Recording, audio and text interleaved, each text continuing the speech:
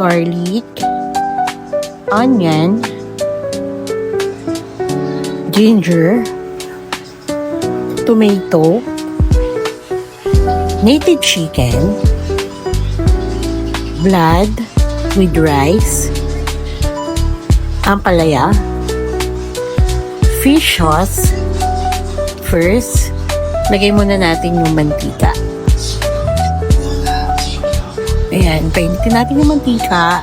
Then, lagay natin yung ginger.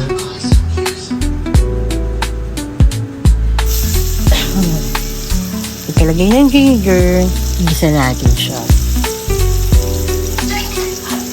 Ang lulutuin natin ngayon is pinaryahang manok, native na manok. O kaya sa Tagalog, ampalaya. Ampalayang manok. Igisa lang natin siya hanggang maging translucent na yung luya. And then, ilagay natin yung garlic. After ng garlic, ilagay natin ang onion. And then, lagay natin ang kamatis. Dapat yung kamatis, maano natin siya, malamog natin siya. Ayun, okay na. Ilagay naman natin yung manok. Native na manok yan. Kami yung nagkatay. So, fresh katay yan. Yan. So, isa namin siyang nilagay.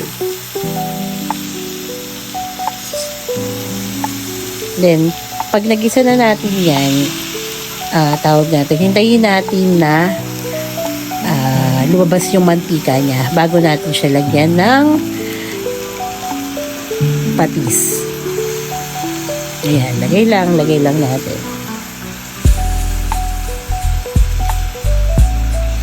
Isang buong manok yan. May atay yan, sinama rin namin yung atay.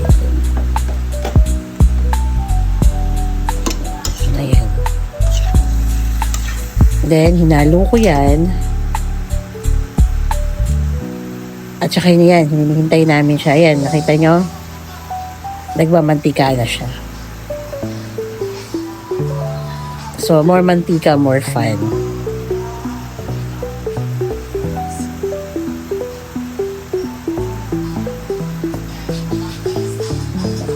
Ayan, hinalo-halo natin para maging pantay yung luto niya. And then next, ilalagay natin ngayon ang patis.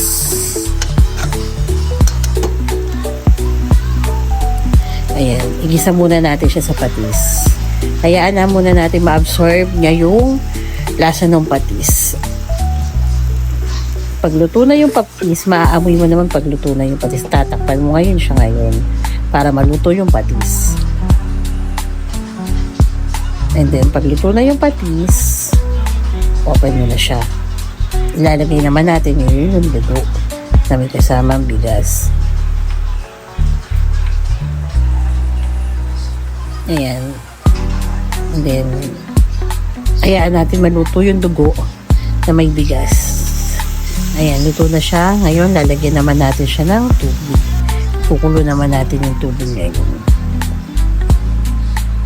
Hayaan muna natin siya na kumulo. Then, saka natin ilagay ang ampalaya. Yun yung magpapalasa ngayon sa ating pinaryahang manok. And then, pagkalagay ng ampalaya, choice nyo na yan kung lalagyan nyo ng pamintang durog. And then, after ng nilagyan ng pamintang durog, hinayaan natin kumulo. Saka natin ilalagay ngayon ang malunggay. Then, yung malunggay, galat natin siya para maluto. Kaya ako nilagyan ng malunggay para mas masustansya kasi ang kakain niya yung mga anak ko, mga bata. Yan.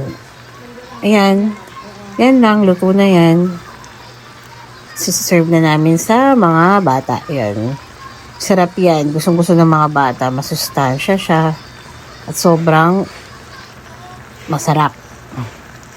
Yun lang. Maraming salamat sa panood.